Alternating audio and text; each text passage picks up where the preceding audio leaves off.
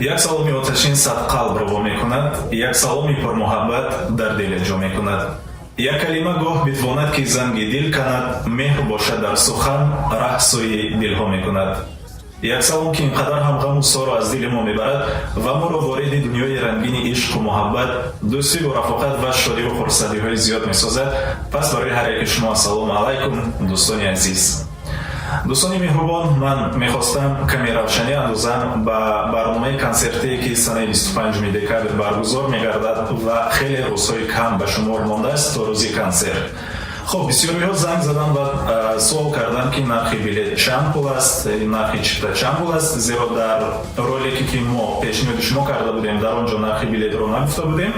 خب من روشنی می‌اندازم برادران عزیز، خواهران گرامی قدر، اونهایی که ما رو می‌بینید، نرخ یک چیپتای ما برای وارد شدن به برنامه کنسرتی مهربانی روشن همگی 1500 روبل روسی است و بر عوض 1500 روبل روسی شما با برابر تماشا کردن برنامه کنسرت با برابر تماشا کردن برنامه‌های حجب و خنده سال نو همزمان میتوانید صاحب یکی از تحفه‌هایی که ما در اینجا گذاشته‌ایم شده باشد. یعنی تحفه چی است؟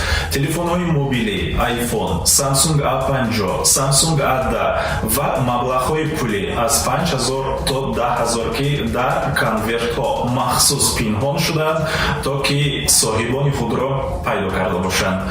و برای همین هم شانس خود را از دست ندهید. سنه 25 دکابر ساعت 19:00 در شهر مسکو مترو پلощадь Ильича کافه самарқанд سیتی یکی شما را در برنامه کنسرتی این سراینده محبوب و خوش‌آواز مهربانی روشن و حجب و شوخی‌های سال نو شما را انتظار هستیم.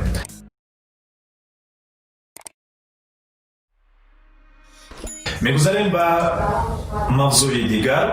چند وقت پیش ما یک ویدیورولک گذاشته بودیم که اویدی یک کنکورس بود که در اون کنکورس در برد اساسی 2 автомашина گذاشته شده است و همزمان دیگر بردها نیز موجود است. خب در کامنت‌های بسیار برادران ما سوال کردند که شجاعت‌الله ان همین مسئله کنکورس چی شد. خب برادران من یادرس میکنم مسئله کنکورس حتما با شما برگزار میگردد. کنکورس را ما ادامه میدهیم. تنها ما یک چیز را انتظار هستیم که کمتر صفحه ابونچیان خود را در همین یوتیوب کانالمون زیاد کرده باشیم. از این لحاظ هم اگر شوق و رغبت زیاد داشته باشید با کنکورس ما، اگر ما را عین حال دیده ایستاده باشید، فراموش نکنید با کانال اوریون تیوی یعنی در آمده подписаться کنید، کانال رو поделиться کنید با دیگر یارو دوستانتون و صفحه ما کمتر زیاد شد حتما کنکورس رو میگذاریم. ولی به طور عمیق من گفته میتونم که بعد از برنامه کنسرتی بعد از سنه 25 دکابر ما از پی گذرانیدن کنکورس میشویم. از این لحاظ خب اول همه شتاب کنید به برنامه کنسرتی ما، بعد از اون میگذاریم به کنکورس و کنکورس رو پیشنهاد شما میکنیم. از پی کنکورس میشویم تا که بازی ما باز هم خوب و جالب‌تر گذرد.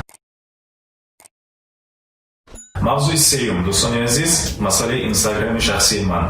خب همون اینستاگرامی که شما میدونید با 10,000 نفر подписчик نمیدونم با کدام سبب باشد اون رو نیست و نابود کردن راستیگه و از این لحاظ من یک اینستاگرامی نو شدم. سیسیلکاش رو در پایان همین ویدیو میگذارم. حتما در آمده آبونه شوید و یکون گفتنی دارید یکون درخواست دارید میتوانید در اینستاگرام بنویسید.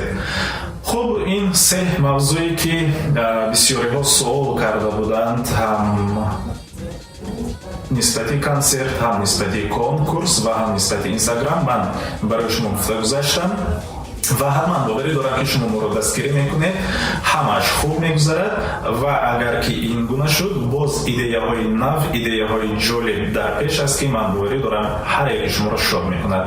دوستان عزیزی من سلامت و سربلند باشید. خدا هر یک شما رو نگهبان باشد. حتما